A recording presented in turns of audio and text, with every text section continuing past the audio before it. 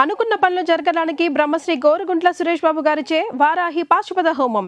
Full young ఎనర్జీకి సన్నంగా. మీరు కూడా సన్నంగానే నేను సన్నంగా ఉండేవాడిని. పరిగెత్తే వాళ్ళం వైజాగ్లో కదా. అవునండి. అప్పుడే విన్ అయ్యి మంచి హైప్ మూమెంట్.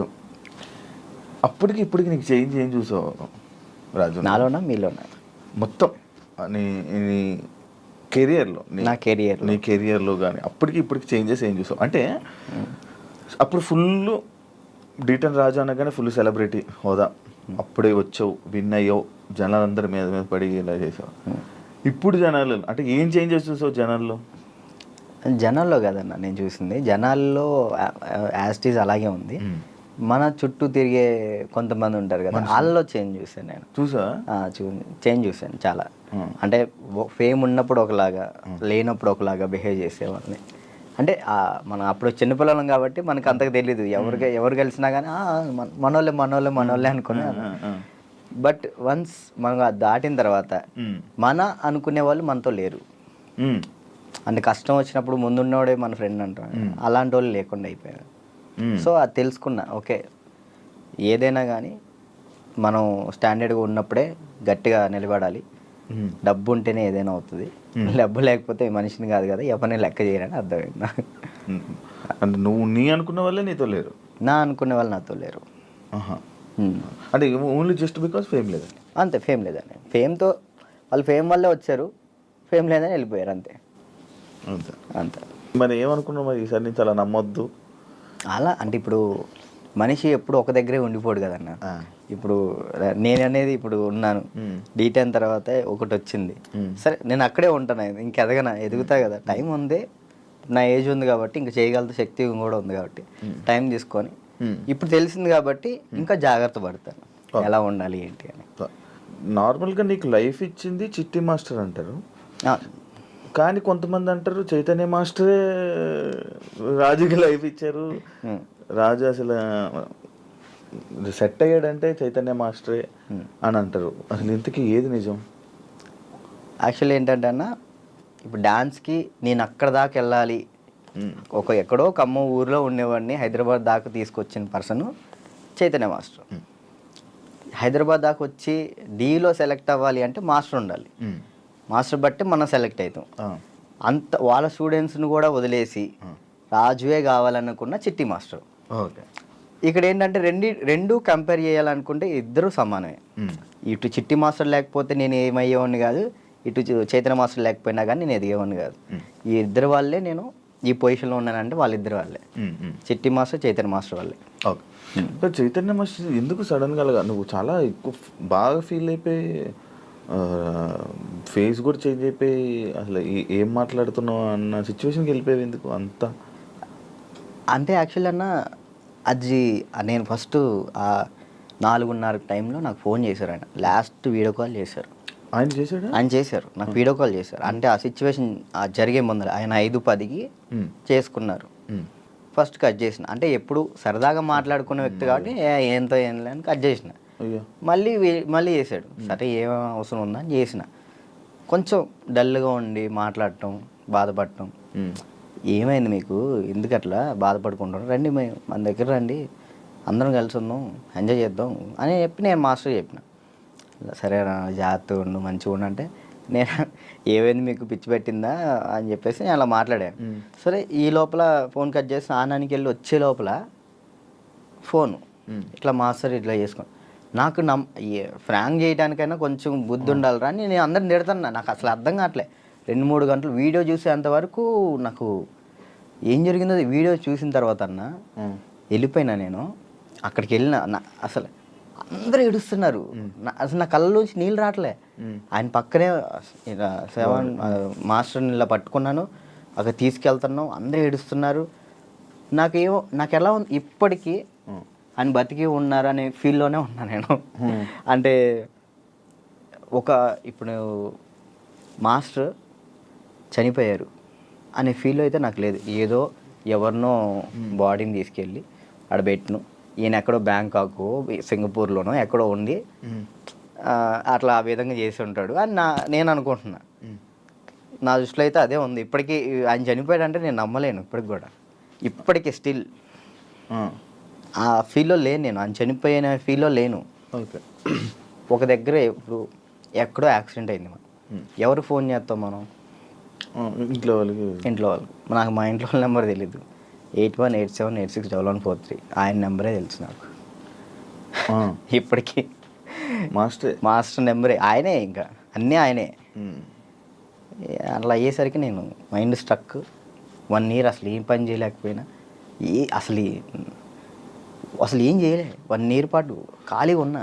డ్యాన్స్లోని ఆయన అంటే డి అయిపోయిన తర్వాత కూడా నీకు మంచి నిలబడిన వ్యక్తి ఆయనే ఇండస్ట్రీలోని. ఆయన ఉన్నప్పుడు నా దగ్గరకు వచ్చేవాళ్ళు కూడా ఎవరు లేరు. అంటే ఏదైనా ఆయనే చూసుకుంటాడు. నా దాకా ఏ ప్రాబ్లం రానికుండా చూసుకునేవాడు.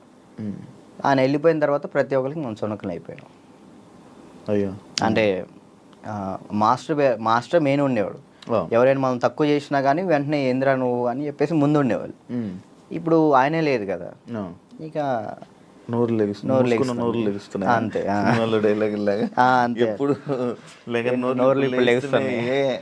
అంతే ఇక ఆల్మోస్ట్ ఇక అంతే. మరి అవి ఎప్పుడు మోయిస్తావు? కొంచెం అన్న టైం, ఒక పాయింట్ కోసం వెయిట్ చేస్తున్నా అంతే. అది కొరియోగ్రాఫర్ కానీ లైక్ యాక్టింగ్ అయినా కానీ రెండిట్లో ఒకటి మాత్రం పక్కా. నీకు కార్డు లేదా? లేదన్న, కార్డు ఇవ్వలేదు. కార్డు ఇవ్వలేదు. నువ్వు ఇప్పుడు మామూలుగా డాన్సర్ కార్డు అప్లై చేస్తావా, కొరియోగ్రాఫర్ కార్డు అప్లై చేస్తావా? ఫస్ట్ నేను డీటెయిల్ అయిపోయిన వెంటనే డాన్సర్ కార్డు అప్లై చేశాను. వచ్చిందా? నేను డబ్బులు కూడా ఇచ్చాను, రాలేదు. అక్కడ యూనియన్ పర్సన్ ఒకళ్ళు మనల్ని మోసం చేశారు. 5 లక్షలు తీసుకున్నారు. ఎవరో కూడా తెలియదు. డబ్బులు అయితే మోసపోయినాం. సో యూనియన్ వాళ్ళు కంప్లైంట్ పెట్టమన్నారు. కంప్లైంట్ అయితే ఇప్పుడు రీసెంట్గానే కంప్లైంట్ పెట్టాను. ఇప్పుడు కొరియోగ్రాఫర్ కార్డు అడుగుతున్నా. అంటే రీసెంట్గా నేను డాన్స్ ఐకాన్ కొరియోగ్రాఫర్ పోయాను, అది విన్నాను. దానివల్ల కొరియోగ్రాఫర్ కార్డు అడుగుతున్నా. టైం పట్టిద్ది రాజు, అంటే మీరు డాన్సర్ కూడా చేయలే కదా అని అంటున్నారు.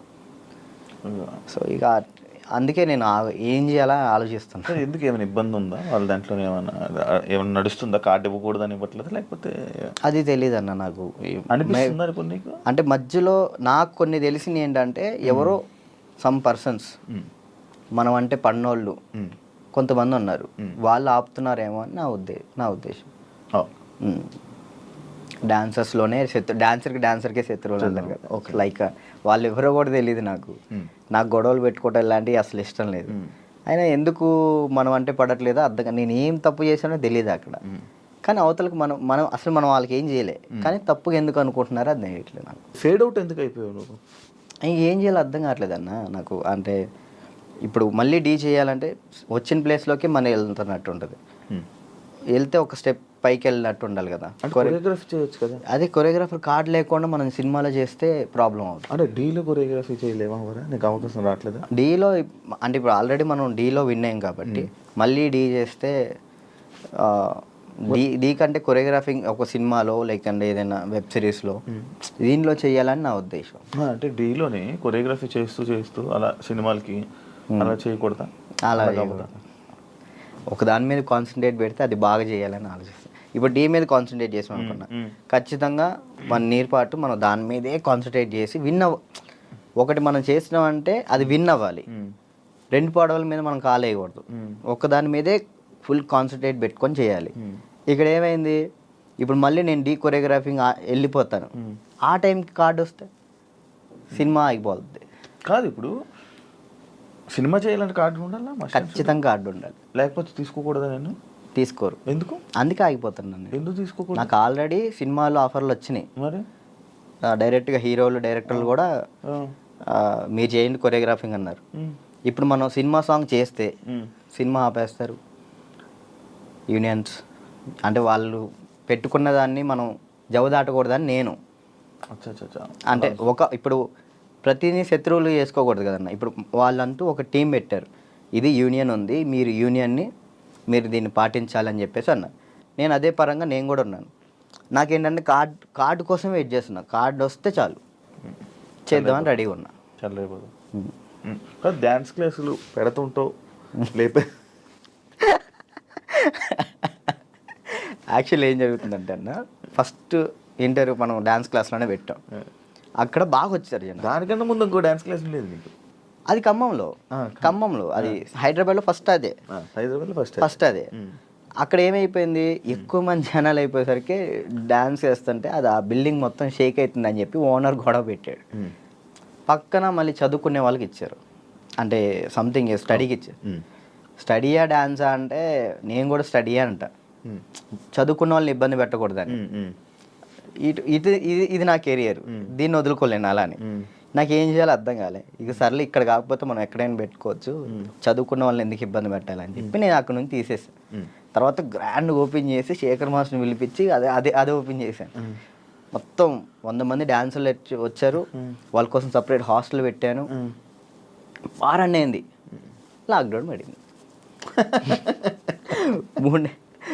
అదే సెకండ్ లాక్డౌన్ 3 నెలలు పడింది. ఎంత సంపాదించాను మళ్ళీ అంతా వాళ్ళకే పెట్టిన. అంటే వాళ్ళు ఇప్పుడు నా కోసం వచ్చిన వాళ్ళని నేను పంపించకూడదు, వదిలేయకూడదు. అట్లా ఆ లాక్డౌన్లో ఎక్కడికైనా వెళ్తారో కూడా తెలియదు. ఇంకా 3 నెలలు వాళ్ళు ఇచ్చిన డబ్బులే నేను వాళ్ళకే ఇంకా ఫుడ్ పెట్టుకుంటూ పెట్టిన తర్వాత ఇక తీయాల్సి వచ్చేసింది. అది మళ్ళీ పెట్టా. పేరెంట్స్ ఏమంటున్నారు, నువ్వు ఉంటేనే మేము జాయిన్ చేస్తాం అంటున్నారు. నేను ఎలా ఉంటాను, అసిస్టెంట్స్ ఉంటారండి, చిన్నపిల్లలకి అసిస్టెంట్స్ ఉంటారు, వాళ్ళు నేర్పిస్తారు. నేను కూడా ఉంటాను, ఒక 1-2 డేస్ ఉండనేమో. వర్క్ ఉన్నప్పుడు అక్కడికి వెళ్తాను, లేనప్పుడు నేను ఇక్కడే ఉంటానంటే మీరు ఉంటే నేను జాయిన్ చేస్తా, లేదంటే లేదు అన్నారు. ఇక దానివల్ల ఇప్పుడు ఏం పెట్టట్లే, ఆన్లైన్ క్లాసెస్ పెట్టుకుందాం అని చూస్తున్నాను. ఒకవేళ ఇప్పుడు నేను డ్యాన్స్ క్లాస్ పెట్టాను అనుకో, నేను క్లాస్ నీకు మొత్తం సెట్ చేసి ఇచ్చా, నువ్వేం చేస్తావు? నువ్వు చూసుకుంటావు? లేదు, చూసుకోలేను. అలా చూసుకోలేదు. వీక్లీ ఒక 2 days 3 days అలానే అట్లయితే నేను చేసుకుంటాను ఖచ్చితంగా. ఓకే, వీక్లీ ఒక 2 days నువ్వు చూసుకోమను అనుకో, నేను వచ్చాను ఆ 2 days పర్ఫెక్ట్. ఆ విషయంలో మాత్రం పక్కా డెడికేషన్. వర్క్ విషయంలో నువ్వు ఏది చెప్పినా కానీ నేను ముందుంటా. ఓకే. యూట్యూబ్ ఏమైంది, సాంగ్స్ చేసేవాడివి, అది కంట్రోల్ చేసావు మళ్ళీ అది కూడా అలాగే. నాకు తెలియదు అన్న అసలు యాక్చువల్లీ యూట్యూబ్ గురించి అసలు ఏంటి ప్రాసెస్ కూడా నాకు తెలియదు. స్టార్టింగ్ యాక్చువల్లీ ఆ సాంగ్ నేను ఎందుకు చేశాను అంటే అన్న, నేను చేయగలుగుతానా లేదా, ఓకే, కొరియోగ్రాఫింగ్ కానీ వీడియోగ్రఫీ కానీ కెమెరా టేకింగ్ నాకు తెలుసా తెలియదా, ఏదైనా కానీ మనం తెలుసుకుంటేనే అది చేయగలుగుతాం లేదు తెలిసింది.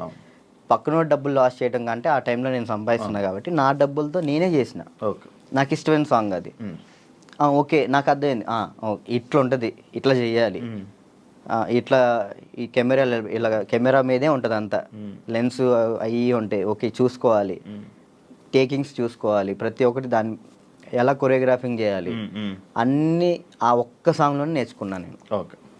అప్పుడు అర్థమైంది.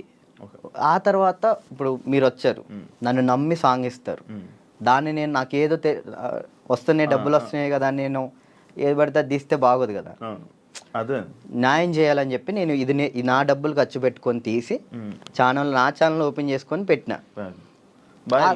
బాగా వెళ్ళింది, అది 10 millions దాకా వెళ్ళింది. దాని తర్వాత ఇప్పుడు బయట చేసిన వెబ్ సిరీస్ సాంగ్స్ కానీ యూట్యూబ్ సాంగ్స్ కానీ అప్పుడు నాకు అర్థమైంది కాబట్టి ఇంకా చేసుకుంటూ వచ్చిన. మళ్ళీ దాని తర్వాత నీకు ఛానల్ నుంచి సాంగ్స్ వచ్చాయా ఈ కొరియోగ్రఫీ చేయాలి? యూట్యూబ్ ఛానల్ నుంచి రాలేదు, అంటే లేదు, యూట్యూబ్ సాంగ్ నుంచి రాలేదు. ఈ నా ఛానల్లో ప్రయత్నం చేసుకున్నా, దాని తర్వాత 2-3 వచ్చినాయి, అవి బాగా చేసాం, అవి కూడా బాగానే. నేను కూడా సాంగ్స్ చేశాక నాకు అర్థమైంది అనమాట, ఓకే బ్యాక్లో ఇలా ఉండాలి మొత్తం కనబడే. అమ్మో ఎట్లుందన్న నరకకూడదు కదా. నరకం కాదు అసలు, అది ఈ 2 ఎగిరిపోయేవి, నల్ల అయిపోయేవాడిని. ఒక్కొక్కసారి అప్పుడే చేతులకి ఏమయ్యేవో తెలియవు, సడన్గా పట్టేసి. మీరు కూడా చేశారు కదన్న హనుమాన్ సాంగ్, అయితే మీరు బాగా చేశారు. నువ్వు ఫోన్ చేసావు కదా నాకు, ఫోన్ బాగా చేసావు సాంగ్, నాకు బాగా అనిపించింది. అంటే మీ సైడ్ నుంచి నేను అది ఎక్స్పెక్ట్ చేయలేదు, మీరు అది చేయగానే చాలా హ్యాపీ ఫీల్ అయ్యా. అరే నేను ఎల్లుంటే బాగుండు, శివన్న బాగా చేస్తున్నాడు, మనం ఎల్లుంటే పక్క మనం యాక్చువల్లీ బాబీ కూడా బాగా చేస్తాడు. అండ్ ఏమైందంటే మ్యాటర్, నేను డాన్స్ చేస్తానని మన వాళ్ళు వేరే కొరియోగ్రాఫర్లకి ఇలా అడుగుతుంటే, అమ్మో ఆయనకా వద్దా, ఆయనకా నా వల్ల కాదని వెళ్ళిపోయారు. బాబీ ఒక్కడే వచ్చాడు ముందుకి. అడుగుతుంటే బాబీ ఒక్కడే వచ్చాడు, ఇంకా మిగతా వాళ్ళు ఎవరు చేయను అన్నారు. నాకు వేరే వాళ్ళు ఇచ్చినా నేను తీసుకునేవాను కాదు, మిమ్మల్నే తీసుకుంటాను. ఎందుకంటే అన్న డ్యాన్స్ అంటే మెయిన్గా మీరు హెవీగా డ్యాన్స్ చేయటం కాదు, కొరియోగ్రాఫింగ్ అంటే మనం చాలా దాంట్లో చాలా చేయొచ్చు. మనం డ్యాన్స్ ఒకటే లైఫా, ఇంకేమైనా ఏమైనా ఉందా నీకు తెలియని కళా పోషకాలు ఏమైనా ఉన్నాయా? ఏముండే అన్న, డ్యాన్స్ ఒకటే లైఫ్ అండ్ యాక్టింగ్ ఇష్టం అనమాట చాలా. అప్పట్లో యాక్టర్ అన్నావు, హీరో అన్నావు. ఒకటి చేసా కదా, ఒక సినిమా చేశాను, చాలా అనిపించి ఒక్కటి చేద్దాం అనుకున్నా, ఒకటి చేసిన థియేటర్లో మన పాలవంచ ఖమ్మం సైడ్ పడింది, చాలు అంతే. ఇంకా నేను అదేదో హీరో అయిపోవాలి అట్లా లేదు, యాక్టింగ్ మీద అది సైడ్ క్యారెక్టర్ పక్కన చిన్న క్యారెక్టర్ అయినా కానీ యాక్టింగ్ బేస్ ఉంటే అది చేస్తాను నేను, అది ఏదైనా చేస్తా. ఓకే, అంటే మనకి యాక్టింగ్ ఇంప్రూవ్ అవ్వాలి కాబట్టి. నీ లవ్ స్టోరీ ఎందుకులే అన్న లవ్ స్టోరీలు కాదు, మీరు అఫీషియల్గా పెట్టారు. ఏం పెట్టిన అఫీషియల్గా తెలుసు కదా జనాలందరికీ. ఏం తెలుసు ప్రియా లేదు ఇప్పుడు ఈషా ఏమైంది? ఏం కాలేదు, బ్రేకప్ కలిసి ఉన్నారా? లేదు ఏంటి అన్న, అది ఒక ప్రోగ్రామ్ అన్న, ప్రోగ్రాంలో వాళ్ళు చెప్పి మేము చేయి. ఇప్పుడు సుధీర్ రేష్మి లవర్స్ అని నమ్ముతాను కాదు కదా, అట్లా నేను తను లవర్స్ ఏం కాదు, జస్ట్ ప్రోగ్రామ్ వరకు. నువ్వు నవ్వకన్నా, యాక్చువల్లీ తను చాలా మంచి అమ్మాయి, ఆ విషయంలో చాలా అంటే చాలా మంచిది. మనమే వేస్ట్ కాలం కాబట్టి తను ఇప్పుడు హ్యాపీగా. మరి ఆ రూమర్స్ అన్నీ తప్ప, మీరు రిలేషన్ అని ఇవన్నీ లవర్స్ తర్వాత బ్రేకప్ అయిందని అంత చెప్పి నవ్వుతున్నావు, ఏం చెప్పాలన్నా ఆన్సర్ కాదు, ఆన్సర్ రావట్లేదు. సరే ఇప్పుడు దాకా బాగా మాట్లాడా, చెప్పలే. తనకి ఇప్పుడు మంచి లైఫ్ ఉంది, తను హ్యాపీగా ఉంది, మనం మాట్లాడి ఎందుకని చెప్పేసి అలా. ఓకే, ఆ టాపిక్ మేము ఎందుకు డిస్టర్బెన్స్. ఓకే, అప్పట్లో అక్షయ్ ఖాన్ ఫుల్ ఇది పెట్టారు. అవును, దాని తర్వాత ఇది వచ్చింది. ఇప్పుడు అక్షయ్ నువ్వు ఇప్పుడు టచ్లో ఉన్నారా? మొన్న ఛాంపియన్స్లో అనుకుంటా కదా మళ్ళీ మీరు ఇద్దరు కలిసి డ్యాన్స్ చేసింది, అదేనా? ఛాంపియన్స్ అప్పుడు కలిసి ఉన్నారా ఇప్పుడు మీరంతా? నార్మల్ కలుస్తూ ఉంటాం అన్న, ఇప్పుడు వాళ్ళ ఇంటికి వెళ్తూ ఉంటాం అప్పుడప్పుడు. చెప్తున్నా కదా, అప్పుడు స్టార్టింగ్ అంటే ఇక తనే అసలు ఎటున్నా కానీ అటు వెళ్ళిపోయేవాళ్ళు. కాదు, ఇన్స్టాలో అందరిని అన్ఫాలో ఎందుకు కొట్టావు? ఎప్పుడన్నా ఇన్స్టాలో మొత్తం అందరినీ, మీ ఫ్రెండ్స్ వాళ్ళు వీళ్ళు అని కాకుండా అందరిని అన్ఫాలో ఎందుకు కొట్టేసావు? ఎప్పుడన్నా రీసెంట్గానా? ఏ పిచ్చిలు వేసింది ఒక్కొక్కసారి. అంటే ఒక్కరిని ఇంట్లో కూర్చున్నా అంటే ఏంది, నాకు ఎవరు మెసేజ్ చేయట్లేదు ఏంటి, ఫేమ్ అయిపోయింది వదిలేసారు ఏంటి అందరని తెక్కులేసి మొత్తం అందరిని అన్ఫాలో కొట్టేసిన. మొన్న ఆ టాపిక్ కూడా నాకు ఎలా వచ్చిందంటే, ఎవరు ఫోన్ చేసి రాజు ఏంటి అందరిని అన్ఫాలో కొట్టాడు అని అన్నారు. ఎందుకు అన్ఫాలో కొట్టాడంటే ఏమైందో ఏంటో తెలీదు, ఈ మధ్య ఏదో డిప్రెషన్లో ఉండి ఏమైంది అందుకే అందరిని అన్ఫాలో కొట్టేశాడని టాకు. అదే అసలు డిప్రెషన్లోకి వెళ్ళాను, అది మాత్రం నిజం. ఎందుకు ఇదే ఏం చేయాలో అర్థం కావట్లే. ఇప్పుడు ఒకటి వచ్చింది అనుకున్నా, దాని మీద గట్టిగా నుంచుంటా. ఇక్కడ ఏంటంటే నాకు ఇటు వెళ్ళాలో అర్థం కావట్లేదు. ఇప్పుడు కొరియోగ్రాఫింగ్ చేయాలంటే కొరియోగ్రాఫర్ కార్డు ఉంటేనే కొరియోగ్రాఫింగ్ చేస్తాను, ఇటేమో సినిమాలు వస్తున్నాయి, సాంగ్లు వస్తున్నాయి. ఇది అంటే ఛాన్స్ వచ్చింది, నేను ఎట్లా వదులుకోవాలో అర్థం కావట్లేదు, వదులుకోలేకపోతున్నా. యాక్టింగ్ అంటే నార్మల్గా యాక్టింగ్ మీద అంత బేస్ కాదు కదా, మన ఓన్లీ డ్యాన్స్ బేస్ మీద కదా. డ్యాన్స్ బేస్ మీద నేను ఇప్పుడు ఏం చేయాలా అని ఒక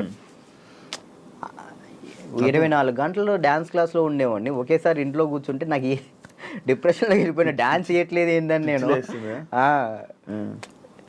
డాన్స్ చేయట్లేదు ఏంటి, నేను డాన్స్ చేయాలని వస్తే బాగుండు అని ఒక డిప్రెషన్లోకి వెళ్ళిపోయినా నేను.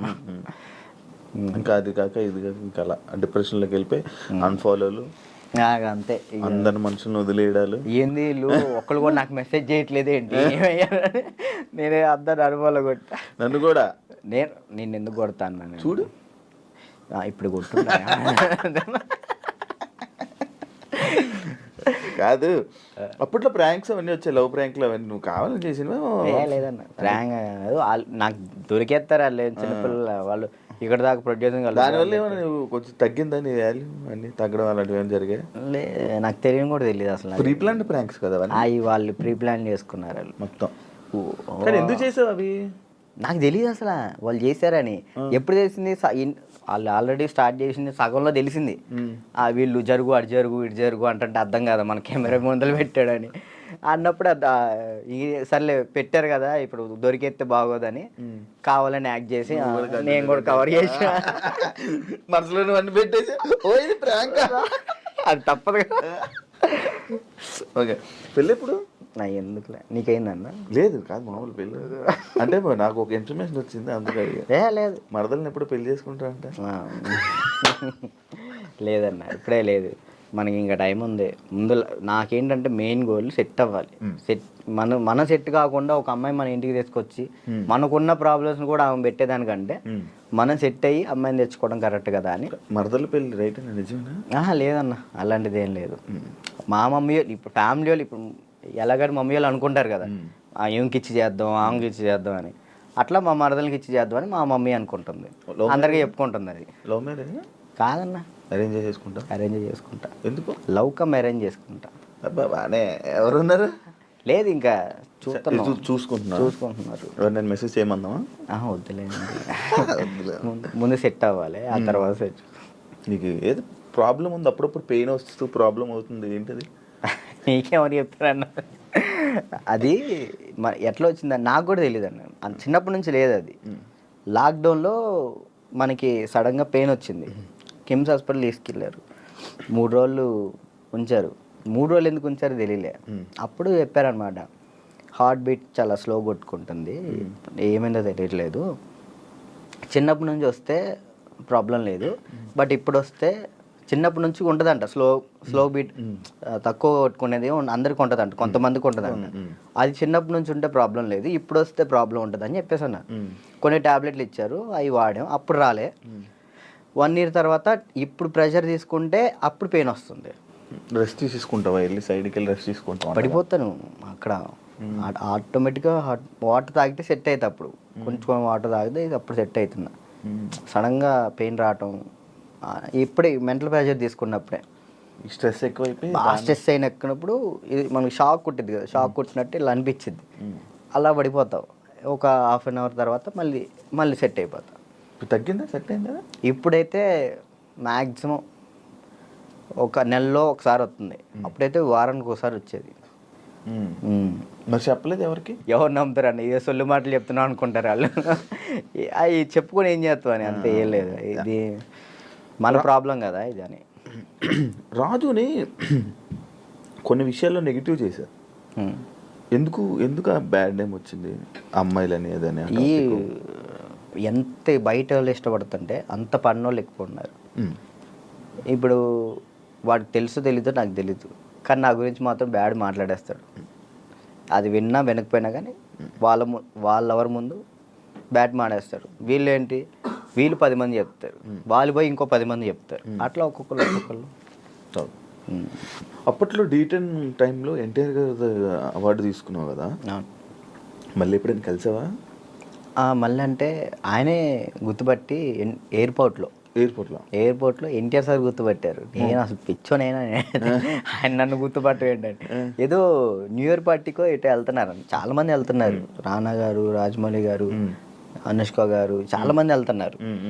అయితే నేను ఇట్లా మిర్రర్ దగ్గర స్పెట్స్, అప్పుడే ఎయిర్పోర్ట్ మనకి ఈవెంట్ ఉంటే నేను ఎయిర్పోర్ట్లో ఉన్నా, స్పెట్స్ చూసుకుంటూ ఉన్నా, గుర్తుపట్టారు, ఆయన రమ్మని అన్నారు.